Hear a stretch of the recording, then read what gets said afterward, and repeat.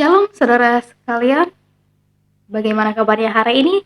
Saya berharap saudara dalam keadaan luar biasa dengan penuh sukacita daripada Tuhan Yesus.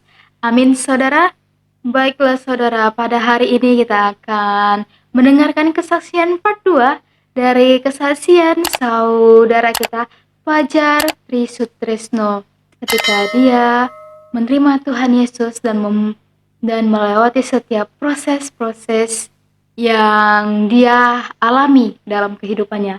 Tanpa berlama-lama lagi, mari kita saksikan kesaksiannya berikut ini. Cerita nggak berhenti di situ, saudara. Ketika mungkin saya boleh bertobat di bulan Maret, dan setelah itu saya boleh semangat melayani Tuhan. Tapi waktu itu orang tua saya nggak tahu kalau saya sering ke gereja. Orang tua saya nggak tahu kalau saya pergi ke gereja gitu kan. Selama dari Januari sampai bulan Maret itu, ketika hari Minggu saya ditanya, kamu mau kemana? Saya cuma jawab, saya mau pergi, saya mau main. Saya nggak berani ngomong sejujurnya sama orang tua saya. Tapi waktu itu di bulan April orang tua tahu kalau saya ke gereja gitu kan. Di bulan April orang tua saya tahu kalau saya pergi ke gereja, dan waktu itu waktu sedang ibadah saya di SMS.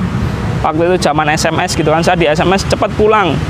Semua orang rumah sudah nunggu. Waktu itu saya takut sekali, saudara.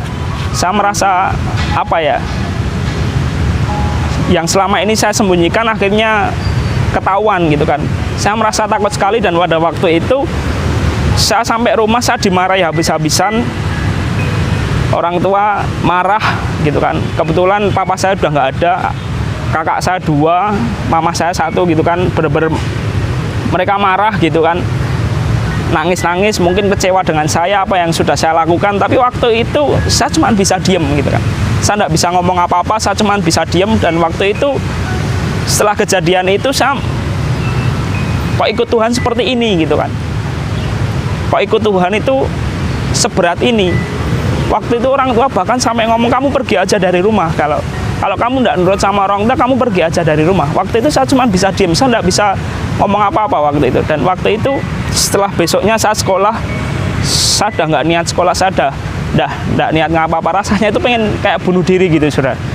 Kok ikut Tuhan tuh kok berat. Katanya ikut Tuhan tuh enak, katanya ikut Tuhan tuh selalu sukacita. Tapi kok saya ngalami hal seperti ini gitu kan. Tapi waktu itu saya tanya sama satu teman saya yang bahagia itu, kenapa kok seperti ini? Dia mungkin tidak tahu, mungkin belum pernah ngalami apa yang saya alami, jadi bingung. Akhirnya dia bawa saya ke anak pendeta saya, namanya Ko Henry itu kan. Namanya Ko Henry. Waktu itu saya cerita sama dia bagaimana saya ngalami proses seperti ini, kenapa kok ikut Tuhan seperti ini. Dia cuma ngomong waktu itu, yaitu proses dari Tuhan. Emang ikut Tuhan tuh tidak gampang gitu kan. Banyak hal yang harus ditinggalkan. Ikut Tuhan itu harus benar-benar memprioritaskan Tuhan lebih dari apapun, bahkan dari keluargamu gitu kan. Setelah itu saya benar-benar ngerti, saya dikuatkan dengan adanya keluarga, dengan adanya orang-orang gereja, dengan adanya teman-teman saudara seiman saya dikuatkan dan terus melayani Tuhan. Bahkan waktu itu saya tidak digubris sama keluarga, berbulan-bulan saya tidak dikasih uang saku, saya tidak ngomong aja nggak digubris gitu kan. Tapi saya bersyukur gitu kan, saya boleh ada sampai hari ini, sampai di tahun 2019 ini, bahkan hampir 8 tahun saya ikut Tuhan gitu kan. Saya boleh mengalami proses demi proses. Saya bersyukur saya boleh ada di tempat ini, semua karena kasih karunia Tuhan gitu kan. Saya mungkin tidak bisa apa-apa, tapi waktu itu saya ambil keputusan untuk ikut Tuhan, dan hidup saya boleh dipulihkan, dan saya bersyukur gitu kan. Cerita nggak berhenti di situ, saudara. Jadi pada tahun 2012 di bulan April atau Mei gitu kan, waktu itu saya iseng buka Facebook, saya chat satu teman saya waktu kecil, teman main gundu gitu kan, teman main peta umpet. Saya chat dia kan Kristen. Saya cerita bahwa saya udah ikut Tuhan, saya percaya Yesus, dan waktu itu dia ngajak saya, ayo ikut persekutuan, ayo ikut persekutuan anak-anak sekolah di Jebres, tempatnya di daerah Bibes. Waktu itu saya ikut di hari Jumat sore gitu kan, saya ikut dia berangkat bareng. Waktu sampai di tempat persekutuan itu saya kaget. Orang yang selama ini saya temui di sekolah, yang setiap pagi, setiap istirahat, setiap pulang sekolah, yang mereka selalu berdoa nangis-nangis, itu saya temui di tempat persekutuan itu. itu kakak kelas saya. Dan waktu itu saya agak malu karena mereka taunya saya itu orang muslim gitu kan, taunya saya tidak percaya Tuhan. Dan waktu itu langsung saja saya disamperin sama mereka, ditanya-tanya, bukannya kamu orang muslim ya, bukannya kamu belum percaya Tuhan. Waktu itu saya cerita bahwa saya udah ikut Tuhan gitu kan. Dan setelah itu, setelah saya ikut persekutuan, besoknya langsung di sekolah, pulang sekolah itu saya diajak, ayo ikut doa sekolah. Oh ternyata yang selama ini mereka lakukan itu namanya doa sekolah. Waktu itu saya agak malu gitu kan. Saya pertama kali, mungkin waktu itu saya tidak ada teman buat datang doa sekolah, akhirnya saya tolak. Besok-besoknya lagi karena saya diajak terus, karena sungkan, ya udahlah saya ikut gitu kan. Saya ikut, dan waktu itu ketika saya doa sekolah, hari demi hari saya ikuti mereka, saya semakin tahu gitu kan.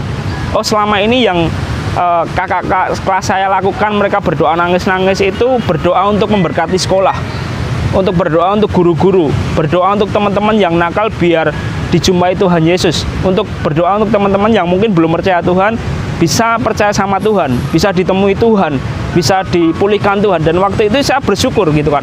Oh ternyata yang selama ini mereka lakukan juga buat untuk saya mungkin. Waktu itu saya berterima kasih sama mereka gitu kan. Mereka sudah taat setia terus mengerjakan doa mereka, dan akhirnya boleh ada saya ada di tempat ini gitu kan. Saya boleh dijumpai Tuhan Yesus, saya boleh berjumpa dengan Tuhan Yesus ketika waktu di retreat dulu. Dan waktu itu saya semakin hari ikut persekutuan, saya semakin tergabung di persekutuan itu namanya Firehouse dari Fire Generation. Saya ikut di sana hari demi hari, tahun demi tahun saya dididik di sana. Saya diajari banyak hal, bagaimana saya harus bayar harga, saya harus punya belas kasihan untuk jiwa-jiwa dan lain sebagainya.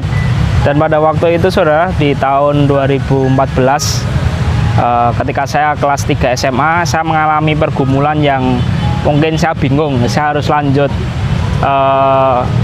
kuliah atau saya lanjut kerja atau saya ngapain. Saya bingung sekali pada waktu itu. Dan secara manusia itu saya pengen kuliah gitu kan, secara pribadi itu saya pengen lanjut kuliah karena saya merasa kalau saya masih mampu lah untuk ngikutin perkuliahan gitu kan, saya masih bisa mikir gitu kan, saya masih bisa ngikuti. Dan pada waktu itu saya daftar kuliah jalur undangan gitu kan, saya daftar kuliah tapi tidak keterima.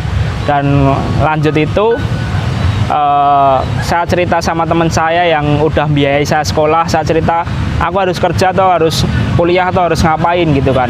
Teman saya ngasih pilihan gitu kan, kamu kuliah aja tapi kuliah yang bagus sekalian, yang di tempat sini itu susah gitu kan. Aku bilang itu susah, tapi waktu itu teman saya juga nawarin, kamu tak lesin bahasa Inggris, nanti ikut aku kerja di Malaysia aja, kamu ikut kerja saya di sana mungkin ya itu. Tapi waktu itu saya masih bingung saya harus kemana gitu kan. Dan waktu itu 2014 juga dari Fire Generation itu mengadakan Fire Leadership Training. Jadi ada leadership training di salah satu tempat gitu kan. Dan waktu itu saya ikut itu, dan di sana saya berdoa sama Tuhan, Tuhan saya harus kemana, saya harus ngapain, saya harus setelah habis lulus SMA aku harus ngapain Tuhan. Waktu itu Tuhan cuma ngomong secara kayak ngomong sama saya itu, kamu melayani aku aja dengan segenap hidupmu, kamu hidupmu buat melayani aku aja. Waktu itu saya cukup hancur hati karena sebenarnya saya pengen kuliah, tapi kok saya harus benar-benar menyerahkan hidup saya sepenuhnya untuk Tuhan gitu kan. Waktu itu saya mikir apa, saya harus full time, saya harus full time untuk melayani Tuhan. Dan waktu itu sebenarnya dalam hati juga udah ngerasa ya mau full time gitu kan. Tapi waktu itu saya masih takut untuk ambil keputusan, saya nggak ngomong sama pemimpin-pemimpin karena saya waktu itu saya pengen full timer di yayasan gitu kan, di yayasan yang menangani Fire Generation. Dan waktu itu saya masih nekat buat daftar kuliah tapi nggak keterima. Dan waktu itu banyak pilihan lagi, benar-benar waktu itu saya dipanggil kepala sekolah saya untuk ditawarin. Waktu itu saya ditawarin, saya carikan beasiswa untuk kamu kuliah gimana, kuliah swasta di kota Solo aja, nanti saya carikan beasiswa untuk kamu. Waktu itu secara pribadi saya, Tuhan ini kuliah Tuhan di depan mata, nggak perlu bayar gitu kan. Tapi waktu itu di hati itu saya ngerasa nggak damai sejahtera gitu kan. Waktu itu saya ambil keputusan saya mau full time. Ya udah, waktu itu saya ngomong sama kepala sekolah, Pak maaf bukannya saya gimana saya enggak maksud buat nolak, tapi saya udah yakin kalau saya mau full time gitu kan. Saya mau full time di salah satu yayasan, dan waktu itu saya ambil keputusan untuk full timer di Yayasan Saluran Berkat untuk Negeri, dan saya ambil keputusan untuk saya menyerahkan hidup saya untuk melayani Tuhan. Dan waktu itu benar-benar sampai hari ini saya boleh bekerja di yayasan itu, dan saya boleh mengikut Tuhan. Semuanya itu kasih karunia gitu kan, semuanya kasih karunia. Karena dulu saya itu siapa gitu kan, saya bukan siapa-siapa, tapi karena kasih karunia Tuhan tuh saya boleh ada di tempat ini. Saya bersyukur ketika Tuhan boleh menulis ceritanya melalui hidup saya sampai hari ini. Saya boleh melayani Tuhan sampai hari ini, saya boleh ikut Tuhan sampai hari ini. Semuanya adalah kasih karunia Tuhan. Saya cuma mau berpesan buat semuanya, buat saudara-saudara yang mungkin melihat video ini, terus jadi berkat, terus jadi dampak dimanapun Tuhan menempatkan kamu semua. Terima kasih, cukup sekian cerita saya, semoga memberkati. Tuhan Yesus memberkati. Luar biasa saudara, kita telah mendengarkan kesaksian dari saudara kita ini. Semoga iman dan kepercayaan kita semakin kuat lagi dan lagi. Kita semakin terus hari lepas harinya terus mendekat kepada Tuhan, sehingga iman kita itu akan semakin bertumbuh dan kita tetap kuat melewati setiap proses-proses dalam kehidupan kita ini. Firman Tuhan dalam Matius 6 ayat 33. Tetapi carilah dahulu kerajaan Allah dan kebenarannya, maka semuanya itu akan ditambahkan kepadamu. Haleluya. Puji Tuhan saudara. Ketika kita mencari kerajaan Tuhan itu, maka semuanya akan ditambahkan kepada kita. Kesuksesan, pekerjaan, masa depan yang cerah akan diberikan Tuhan kepada kita ketika kita setia dalam mengikut Tuhan Yesus. Amin saudara. Baiklah, cukup sekian kesaksian pada hari ini bersama dengan saya Ayu Lestari Malau dari Khotbah Pendeta mengucapkan Tuhan Yesus memberkati. Jangan lupa like, share, dan subscribe video ini sehingga kita juga menjadi berkat dan membawa berkat bagi setiap orang-orang yang mendengarkan kesaksian melalui channel ini. Tuhan Yesus memberkati. Shalom.